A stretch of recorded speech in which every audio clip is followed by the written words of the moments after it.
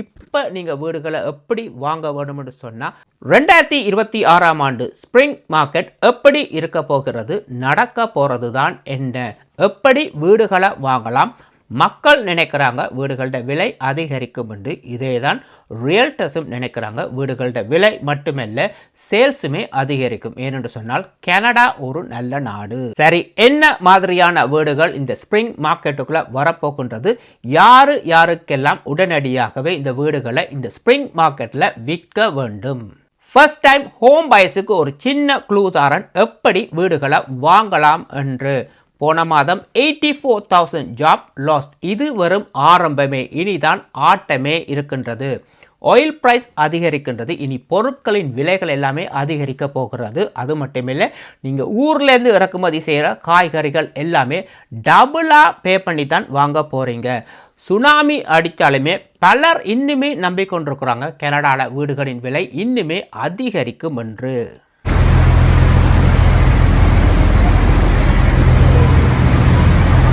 வணக்கம், எல்லாம் எப்படி இருக்கீங்க? 2026ஆம் ஆண்டு ஸ்ப்ரிங் மார்க்கெட் எப்படி இருக்க போகின்றது, என்ன நடக்கும் என்பதை நான் சொல்கிறேன். ஆழம் தெரியாமல் காலை வச்சிங்கன்னு சொன்னால் அழிஞ்சு போயிடுவீங்க. சரி, அப்போ எப்படித்தான் வீடுகளை வாங்குறது? இந்த ஸ்ப்ரிங் மார்க்கெட் இன்னொரு 2 வீக்ஸ்லேயும் வரலாம், ஒரு மாதம் கழித்து ஏப்ரல்லையும் வரலாம். டிபெண்ட்ஸ் ஆன் த வெதரை பொறுத்து. 2025ஆம் ஆண்டு ஹவுசிங் மார்க்கெட் கனடாவில் எப்படி இருந்தது, இனிலேருந்து மோசமாகத்தான் இருந்தது. 2026ஆம் ஆண்டு எப்படி இருக்க போகின்றது, அதுவும் அதை விட மோசமாகத்தான் இருக்க போகின்றது. அதிகமான ப்ராப்பர்ட்டிஸ் இந்த ஸ்ப்ரிங் மார்க்கெட்டுக்குள்ளே வரப்போகின்றது. எல்லாருமே ஸ்ப்ரிங் மார்க்கெட்டுக்கு தான் வெயிட் பண்ணி கொண்டு இருக்கிறாங்க. சரி, என்ன மாதிரியான ப்ராப்பர்ட்டிஸ் வரப்போகுதுன்னு சொன்னால் எல்லாமே இன்வெஸ்ட்மெண்ட் ப்ராப்பர்ட்டிஸ் தான் வரப்போகுது. இருக்கிற வீட்டை யாருமே இப்போ விற்க மாட்டாங்க, ஏன்னா நஷ்டப்படுவாங்க. ஸோ ரெண்டல் ப்ராப்பர்ட்டி, எக்ஸ்ட்ராவாக இன்வெஸ்ட்மெண்ட் பண்ண ப்ராப்பர்ட்டிஸ் தான் இப்போ மார்க்கெட்டில் வரப்போகுது. வச்சிருக்க நஷ்டம். கடந்த 5 வருடமாக எக்விட்டியே இல்லை, வாங்கின வீட்டுக்கு எக்விட்டியே இல்லை. நஷ்டத்துக்கு மேலே நஷ்டமாகத்தான் போகின்றது. வீடுகளை ரெண்ட் பண்ணால் ஒழுங்காக ரெண்ட்டும் பே பண்ணுறாங்க இல்லை. ஸோ ஸ்ப்ரிங் மார்க்கெட்டில் 5 வருஷத்துக்கு முதல்ல வாங்கின வீட்டை அதே ஸ்ப்ரிங் மார்க்கெட்டில் விற்க போகிறாங்க. ரினிவல் வர முதல்ல இந்த வீடுகளை ரெனியூ பண்ணினால் மாத மோர்கேஜ் பேமெண்ட் அதிகரிக்கும். அப்போ 1% 2% க்ளோஸ் பண்ணியிருப்பாங்க, இப்போ 4%. இன்வெஸ்ட்மெண்ட் ப்ராப்பர்ட்டியாக இருக்கிறதால மேபி 5, 6, 7% கூட இவங்களுக்கு ரினிவல் வரலாம். ஸோ இந்த வீடுகளை வச்சிருக்கிறத விட அப்படியே விற்றுட்டு ஓடி போகத்தான் இவங்க எல்லாருமே வெயிட் பண்ணி கொண்டிருக்கிறாங்க. இந்த ஸ்ப்ரிங் மார்க்கெட்டில் அதிகமான வீடு இந்த ஸ்ப்ரிங் மார்க்கெட்டுக்குள்ளே வரும் இருந்தால் வீட்டோட டிமாண்டுமே குறைந்து விடும். இப்போ ஒரு இன்வெஸ்டரை மீட் பண்ண இருக்கிற வீட்டை விட இன்னும் ஒரு 3 வீடை வாங்கி வச்சிருக்கிறார். எல்லாமே ரெண்டல் ப்ராப்பர்ட்டியாக. 2 வீடு ஆல்ரெடி 100,000 150,000 வேல்யூ ஆல்ரெடி வாங்கினதை விட குறைஞ்சிட்டுது.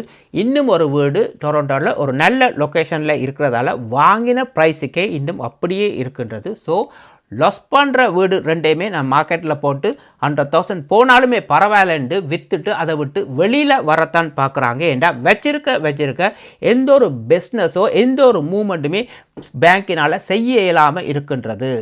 சரி, யார் இந்த வீடுகளை வாங்க போகிறது? சாதாரணமாக வேலை செய்யும் மிடில் கிளாஸ் ஃபேமிலிஸ் தான் இந்த வீடுகளை வாங்க போகிறாங்க.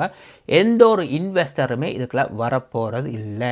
இதை யாரையுமே பயமுடுத்துறதுக்கான வீடியோ இல்லை, இது எல்லா கம்யூனிட்டிக்குமே இந்த வீடியோ பொருந்தும். இனி நடக்க போகிறது இதுதான். போன மாதம் 84,000 ஜாப் லாஸ்ட். இது ஆல்ரெடி முதல்ல இது நடந்திருக்கணும். நவம்பர் டிசம்பர் கிறிஸ்மஸ் ஹாலிடே சேல்னால தான் இது தப்பி இருந்தது. இப்போ ஜனவரி ஃபெப்ரவரியில் எல்லா சேல்ஸுமே டவுன். இதனால தான் இந்த ஜாப் லாஸ்ட் இப்போ வந்திருக்கு. இன்னுமே இது அதிகரிக்க போகின்றது. இந்த சம்மர் எப்படி இருக்கும்ட்டு யாருக்குமே தெரியாது. நார்மலாக நீங்கள் ஒரு மேனுஃபேக்சர் ஃபேக்ட்ரிக்கு போய் பார்த்தீங்கன்னு சொன்னால் ஒரு ஃபேக்ட்ரி இன்றைக்கு எவ்வளோ எம்டியாக இருக்குது, எத்தனை ஒர்க்கர்ஸ் வேலை செய்கிறாங்க, எத்தனை பேருக்கு லே ஆஃப். ஒரு டிரைவர், ஒரு டெலிவரி டிரைவரை பிடிச்சி கேட்டிங்கன்னா சொல்லுவாங்க, டெய்லி டெலிவரி போகிறவங்க முதல்ல ஒன்றை விட்டு ஒரு நாள் போனாங்க, பிற சொன்னாங்களாம் கிழமையில் 2 நாள் வந்தால் காணும். இப்போ சொல்கிறாங்க வீக்லி ஒரு நாள் வந்தால் காணும். பெரிய அளவில் இப்போ வேலை இல்லை என்று இப்போ வேலை செய்கிறவங்களே யோசிக்கிறாங்க, அடுத்த கிழமை எங்களுக்கு வேலை இருக்குமா என்று. ஒரு சில கம்பெனியில் 3 நாள் தான் வேலை செய்கிறாங்க, 2 நாள் இஐ பெனிஃபிட் கிக் பண்ணுது. அதே மாதிரி நிறைய கம்பெனி வந்து இப்போ கவர்மெண்ட் இஐயை வச்சு தான் ரன் பண்ணி கொண்டு வராங்க. அடுத்த கிழமை இந்த கேஸ் ப்ரைஸ் ஆயில் பிரச்சனையினால் இன்னுமே பிரச்சனை அதிகரிக்க போகின்றது. ஆயில் பிரச்சனை வந்தால் எல்லாருக்குமே பிரச்சனை தான். ஏன் டெலிவரி மட்டுமில்லை, கூட ஊபர் டிரைவர்ஸ் கூட இந்த ப்ரைஸில் வந்து இன்க்ரீஸ் பண்ணுவாங்க 100%. கவர்மெண்ட் ஜாப்ஸை எடுத்து பார்த்தீங்கன்னு சொன்னால் ஜனவரியில் ஒரு லே ஆஃப் விழுந்தது, அடுத்தது ஜூலைக்கும் செப்டம்பருக்கும் லே ஆஃபுக்கு ஆல்ரெடி நோட்டீஸ் கொடுத்துட்டாங்க. விருப்பப்பட்ட பேக்கேஜை எடுத்துகிட்டு நீங்கள் இப்போவே வேலையை விட்டு நிற்கலாம். அது மட்டும் இல்லை, ஏஐ டெக்னாலஜி இதுக்கும் 5 மாதம் தான் கொடுத்துருக்குறாங்க. ஸோ செப்டம்பர் மாதத்துலேருந்து அதிகமான வேலையை வந்து ஏஐ தான் செய்ய போகின்றது, அதிகமான லே ஆஃப்ஸுமே வரப்போகின்றது. ஸோ இப்போ ஆயில் ப்ரைஸ் அதிகரித்தால், கேஸ் ப்ரைஸ் எல்லாமே அதிகரித்தால் இன்ஃப்ளேஷன் அதிகரிக்கும். ஸோ இன்ஃப்ளேஷன் அதிகரிக்கும் பொழுது இன்ட்ரெஸ்ட் ரேட்டை வந்து இவங்க குறைக்கவே மாட்டாங்க, பேங்க் ஆஃப் கனடா. இப்போ ஓர்னால் ஆயில் ப்ரைஸ் வந்து அதிகரித்து கொண்டு போகுது. இது இன்னுமே அதிகரித்தால் யாராலுமே இங்கே பிஸ்னஸ் செய்யவே முடியாது. இங்கே டெலிவரி சார்ஜஸ், அந்த சார்ஜஸ்ன்னு சொல்லி பொருட்களின் விலை வந்து அதிகரித்து கொண்டே போகும். எல்லா க்ரோசரி பொருட்களோட விலையுமே அதிகரிக்கும். அது மட்டும் இல்லை, இனிமேல் ஊர்லேருந்து எடுக்கிற மரக்கறிகள் பொருட்களோட விலைகள் எல்லாமே டபுளாக நீங்கள் பே பண்ண வேண்டி இருக்கும். இப்படியெல்லாம் நடக்கும் பொழுது சுனாமி அடித்தாலுமே வீடுகளின் விலை அதிகரிக்கும் என்று ஒரு சிலர் வந்து 20 வருஷம் எக்ஸ்பீரியன்ஸ், 40 வருஷம் இன்வெஸ்ட்மெண்ட்டில் எக்ஸ்பீரியன்ஸாக நான் இருக்கிறேன்னு சொல்லி இன்னும் நம்பிக்கொண்டே இருக்கிறாங்க. முதல்ல இருக்கிற வீட்டை பாதுகாத்து கொள்ள வேண்டும். இது வந்து சரியான நேரமில்லை வீடுகளை வாங்குறதுக்கு. சரி, நீங்கள் ஒரு ஃபர்ஸ்ட் டைம் ஹோம் பையர், உங்களுக்கு ஒரு வீடு வாங்க வேண்டும். அதுக்கு முதல்ல உங்களுக்கு ஒரு நல்ல ரியல்டர் தேவை. இப்போ தான் வீட்டுக்கு வீடு ஒரு ரியல்டர் இருக்கிறாங்க. உங்களுக்கு எக்ஸ்பீரியன்ஸான ரியல்டர்ஸ் தேவை இல்லை. சாதாரணமாக கொஞ்சம் நாலேஜாகவும் உங்களோட சேர்ந்து வேலை செய்கிறதுக்கு பொறுமையும் இங்கே முக்கியம். போய் இன்வெஸ்டர்ஸ்ட்டை விற்கிற ப்ராப்பர்ட்டிஸை போய் வாங்கிட வேண்டாம். ஆல்ரெடி அவங்க அதிக விலை கொடுத்து வாங்கினதால் அதிக விலையில் தான் விற்க பார்ப்பாங்க. நிறைய அப்கிரேட் செஞ்சுருப்பாங்க, இட்டாலியன் டைல்ஸ் அந்த டைல்ஸ்ன்னு சொல்லி அந்த வீடுகளுக்கு மட்டும் போய் நீங்கள் ஆஃபர் அடிக்கவே வேண்டாம். அதுக்குள்ளே போவீங்களா இருந்தால் 2-3 ஆஃபர் வந்திருக்கு, வீடு நல்லா இருக்குது, இந்த வீட்டை வாங்குங்கன்னு சொல்லி உங்களோட மைண்டே குழப்பிடுவாங்க. உங்களுக்கும் இன்வெஸ்டர்ஸ்ட ப்ராப்பர்ட்டிக்கும் சம்பந்தமே இல்லை, அந்த பக்கம் போகவே வேண்டாம். 50 வீட்டை போய் பாருங்க, 20 வீட்டுக்கு ஆஃபர் அடிங்க.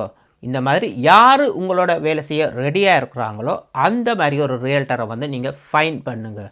மற்றது 2020 நீங்கள் ஒரு வீடை வாங்கினீங்கன்னு சொன்னால் ஒரு பில்டர் மூலமாகவோ எப்படியோ 2021ஆம் ஆண்டு ப்ரைஸில் தான் அது விற்கப்பட்டது என்று சொன்னால் நீங்கள் வாங்கி கட்டி முடிகிறதுக்குள்ள வந்து வீடுகளோட விலை அதிகரிக்கும்னு தான் அந்த ப்ரைஸில் விற்றாங்க. இப்போ நீங்கள் வீடுகளை எப்படி வாங்க வேணும்னு சொன்னால் மார்க்கெட் வேல்யூலேருந்து 10-15% குறைச்சி தான் நீங்கள் ஆஃபர் அடிக்க வேண்டும். ஏனென்று சொன்னால் நாளைக்கு இந்த வீடுகள் வந்து மினிமம் அடுத்த வருஷம் வந்து 10-15% வந்து வீடுகளோட விலை குறையும். ஸோ அதிக விலை கொடுத்து இந்த வீடுகளை வாங்க வேண்டாம். ஒன்று நீங்கள் ரினுவலில் போய் கஷ்டப்படுவீங்க, இல்லை இந்த அதிக விலை கொடுத்து வாங்கினதால் வந்து மோட்கேஜ் பேமெண்ட் சாகும் மட்டும் நீங்கள் பே பண்ணிக்கொண்டே இருக்க வேண்டும். இந்த ப்ரைஸில் வாங்குகிற வீடுகளை வந்து ஈஸியாக மோட்கேஜ் பே பண்ணி முடியவே முடியாது. அப்போ ஒரு 200,000-300,000 வாங்கினவங்க தப்பிட்டாங்க. நீங்கள் இப்போ ஆல்மோஸ்ட் 800,000 $1 million ஆல்மோஸ்ட் நீங்கள் போகும் பொழுது இந்த மோட்கேஜ் உங்களால்